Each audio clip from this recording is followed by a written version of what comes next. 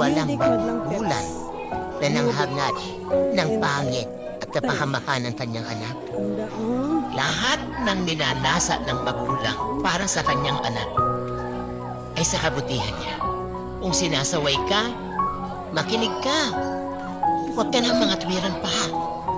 Pag narinig mo na sinasabi ng magulang mo sa iyong, anak, galing na ako doon. Paasaan na dang, oy. Pabalik na ako, papunta ka pala.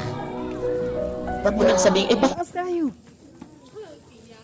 hindi tayo nagkasalubong.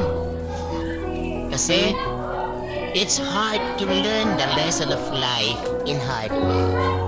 Hindi mo na kailangan mapahangap para matuto. Tingnan mo na lamang yung mga tao, hindi sumunod at hindi ginalang ang magulang. Ang pagsunod natin ay paggalang sa kanila. Kahit hindi sila nag-aral,